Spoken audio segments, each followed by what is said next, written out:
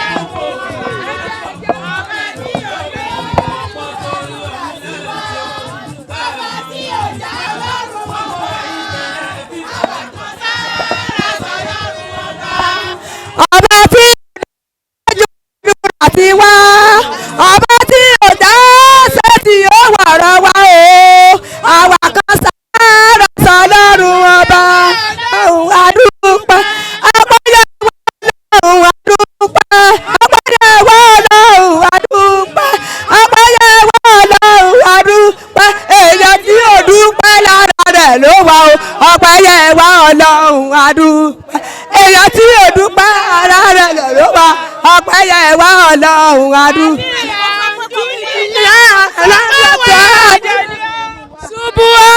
Subhanallah ìmẹ̀lẹ̀ àlèmẹ́sánì. Ajẹ́ kí bàbá sọ̀rọ̀ kí ni ìdùnnú yín pẹ̀lú nǹkan tó ṣẹlẹ̀ ní Oyaya? Ó yẹ sọ̀rọ̀. Mo dúpẹ́ lọ́jọ́ òní. Èmi sí àrè. Mo dúpẹ́ lọ́jọ́ òní. Ìdùnnú mo bá wá. Ìdí tó jẹ́ kí n bá ìdùnnú wá bí lónìí. Ìyá kan, bàbá kan ló bí èmi àti Oriyomi. Orúkọ tèmi ní Gbénga Ọláníyì Àpàpọ̀ ọ̀dà. Ṣùgbọ́n ohun gbogbo ó yọ Ọlọ́run. Ohun gbogbo ó yí Ọlọ́run. Ìgbà tí ọmọ mi ń jẹ́ Oriyomi, ó ní tó fi ń jẹ́ Oriyomi. Ṣùgbọ́n kẹ́mi rí o lè gùn ní gbogbo tí ń ṣẹlẹ̀. Kọ́mọ̀nà ro ìrànwọ́ ìrànwọ́ kọ́mọ̀nà ro ṣùgbọ́n gbogbo tí ń ṣẹlẹ̀ yìí ó yí Ọlọ́run. Ibi tí Ọlọ́run sọ pé tó ń lọ ó tún kù ní o, yóò sì débẹ̀, gbogbo ẹni tó bá ní kọ́mọ́ débẹ̀ ó ti lọ báyìí ní ìsìn. Àwọn atọ́jọ́ pé kò tó ní dé kò ní dé bá wọn. Àwọn kan ṣe wọ́n gbìyànjú ẹ̀gbọ́n tí ẹni ẹ̀ ń pagúnlógún ìkádùn ọmọ ìyá mi lọ sọ ó ló sì ń pẹ́ gàlàmọ̀gò kéékóṣù sọ́sẹ́ pè ní ẹ sì pa ń kọ́ ìpa ti pa wọ́n. Ó ti pa wọ́n, ẹ̀ ń dalẹ̀ ilẹ̀ ti dà. Wọ́n ní ọ̀dàlẹ̀ balẹ̀ kú. Ẹni dalẹ̀ ọba dẹ̀ lọ. Oriyomi o máa bá sẹ́rẹ̀ lọ. Oriyomi máa bá sẹ́rẹ̀ lọ. Iṣẹ́ rẹ̀ sì ń tẹ́ wá lọ́rùn. Oriyomi máa bá sẹ́rẹ̀ lọ. Iṣẹ́ rẹ̀ sì ń tẹ́ wá lọ́rùn. Oriyomi máa bá sẹ́rẹ̀ lọ. Ẹ̀rín ni a fi rí, ẹ̀rín ni ó fi já sí ohun táyé rò pé yóò gbomi lójú wa. Ọpẹ́ ni ìjà sí, ọpẹ́ ni ìjà sí ohun táyé rò pé yóò gbomi lójú wa. Ọpẹ́ ló yọrí sí Oriyomi, ọpẹ́ ló yọrí sí, ọpẹ́ ló yọrí sí ohun tó rò pé yóò gbomi rẹ̀. Ohun tó rò pé yóò gbomi rẹ̀. Ọpẹ́ ló yọrí sí. Mọ̀rẹ́ Ọlọ́run tó bá mọ̀rẹ́ Ọlọ́run kò tú kẹ̀kẹ́ ijó sílẹ̀ ó yá o. Mọ̀rẹ́ Ọlọ́run kó tú kẹ̀kẹ́ ìjó sílẹ̀ ó yá bí n bá ṣe báyìí ara mi dá bí n bá ṣe báyìí. ògbẹ́jọ́ wẹ́wẹ́ kásá máa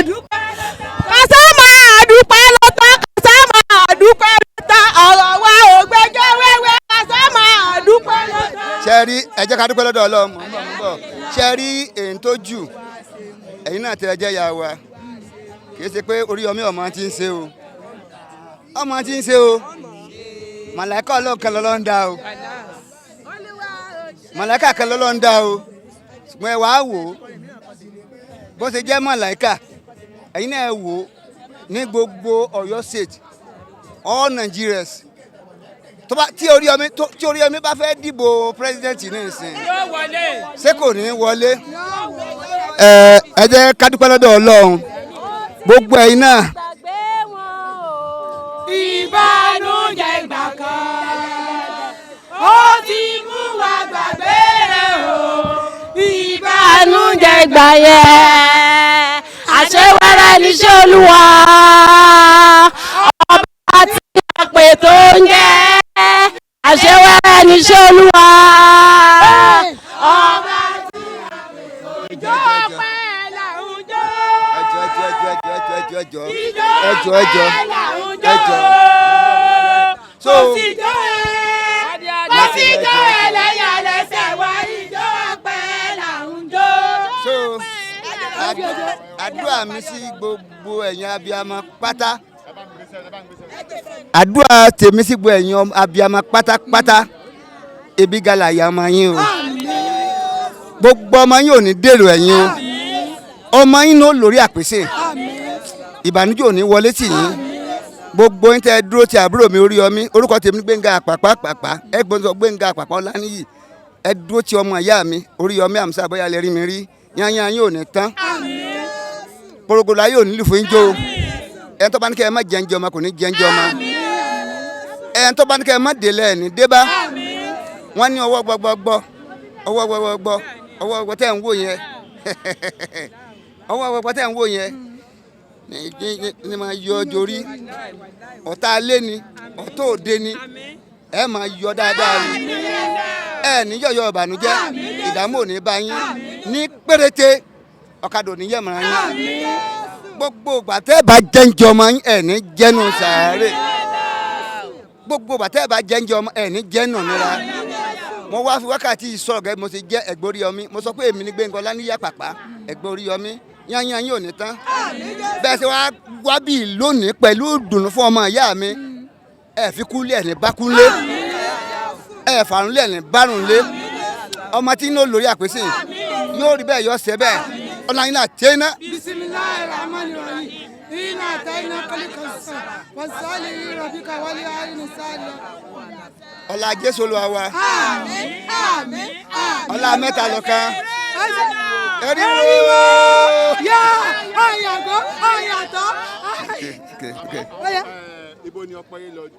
ṣe rí ibi tí ọpẹ́ mi tiẹ̀ jùjùjù sí ẹ rí i pé mo bá ń wo ṣẹ́ẹ̀tì kékeré mo mú lọ́wọ́ ṣẹ́gẹ́tì mi ẹ máa wò máa wà ń bànújẹ́ mo máa ń pe àbúrò mi Ojú ọlá pé tọ́jú ẹ̀gbọ́n rẹ̀ ntọ́jẹ́ àbúrò rẹ̀ gangan adúpẹ́ lọ́dọ̀ Ọlọ́run ọ̀nà ọpẹ́ mi pọ̀ lónìí sẹ́ẹ̀ ìyá ti Oríyọmí àti ìyá tèmi ìyá kan bá kan tó ti yín so bá a sì jọ jẹ́ nìyẹn ṣùgbọ́n gbọ́ tó wà ní skul oko èmi ẹ̀gbọ́n ẹ̀ náà rè àgbọ̀dọ̀ pìtàn yẹn tán bí ṣùgbọ́n adúpẹ́ lọ́dọ̀ Ọlọ́run Oríyọmí tó jẹ́ níbi tí wọn ò fi òde tó fi ń jẹ́ Oríyọmí yóò tún wá débẹ̀ jù bẹ́ẹ̀ lọ. orí ló bá wà ṣe tó yẹ yín Oríyọmí tó ń jẹ́ yóò tún débẹ̀ jù bẹ́ẹ̀ lọ. àmì wò ló ń rí orúkọ Jésù kò ní rádà tá. orí ọmọ kékeré orí àgbààgbà arúgbó lẹ́ni ọ̀dọ́ ọmọ kékeré tí ń sàkí lábẹ́ ìwòrò odù lábẹ́ bíríìjì tí ń ṣe dáadáa ẹ̀rìn mọ́ sọ lẹ́ẹ̀kan mo ní àwọ̀ ìbínú èèyàn ṣùgbọ́n wọ́n má bínú wa gbogbo ẹni tó bá bínú wa kọ́ máa sọ lọ́hùn Oríyọmí o Oríyọmí o àkàndá o sẹ́rí alágbára lọ́lọ́run mi alágbára ni Jésù yìí o tó bá ti sọ̀rọ̀ bẹ́ẹ̀ náà lórí alágbára lọ́lọ́run mi. mo bọ̀ sẹ́rí tí Ọlọ́run fi jù wá lọ níbi tí wọn ò fi Oríyọmí ó dé bẹ́ẹ̀ wá wo gbogbo ipò tí ẹ ń lò agbára tí ẹ ń lò ìmùlẹ́ni ìkànnì láti ìdílé àbí òní ìsìn ṣùgbọ́n Oríyọmí o ó ti lọ mọ́ wọn lọ́wọ́ agbára ayé kan kò lè ká ọ o ti lọ Oríyọmí ó ti lọ mọ́ lọ́wọ́ o agbára ayé kan kò lè ká ọ o ti lọ mọ́ ọ lọ. Ìdùnnú mi ni wípé kẹ́mìrì ògùn gbogbo àwọn àdèrè bá tó wá ń sẹ́ẹ̀tì Oríyọmí lẹ́yìn ìgbà tó bá bọ́ ó tiẹ̀ ti bọ́ ajẹ́rè gbogbo àwọn àti Oríyọmí kọ́ máa jẹ́rè àbí àmì ìsèpè wọn àjèrè tó.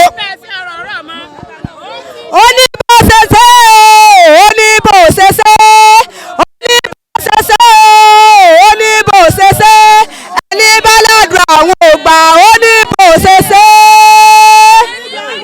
mo dúpẹ́ ọ̀rọ̀ mi dá ó ní bò ṣẹṣẹ mi dá yọ mo dúpẹ́ ẹni bá ládùn àwọn ògbà ó ní bò ṣẹṣẹ Oríyọmí ibi ẹgbẹ́ rẹ̀ náà tí ó bọ̀ Olúwa mú ọ lábẹ́ kọjá a dúpẹ́ o bí ẹ̀rẹ́ pẹ́gbà ó pẹ́gbà ẹ̀pẹ́ wá pẹ́gbà ó pẹ́gbà ìbí ẹgbẹ́.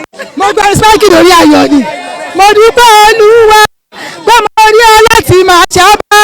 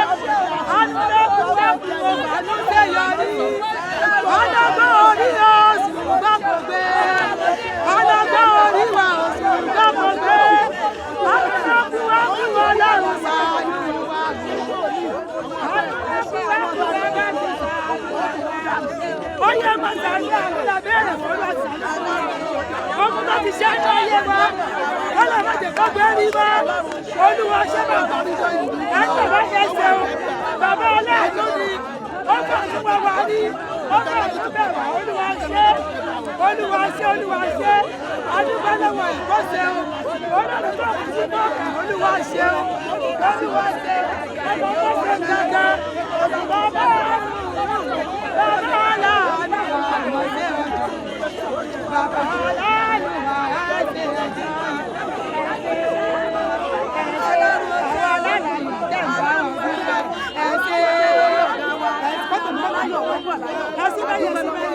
Lórí àwọn ọmọ tí wọ́n fi ilẹ̀ náà.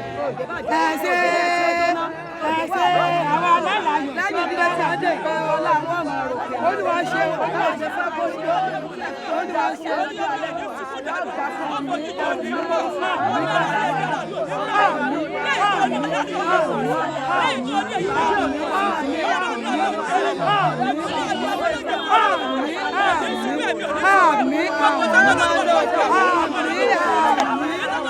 Please subscribe to Face TV Africa and turn the notification on. Face TV Africa, ẹ jọ̀ọ́ ẹ subscribe hete. Face TV was Swoby.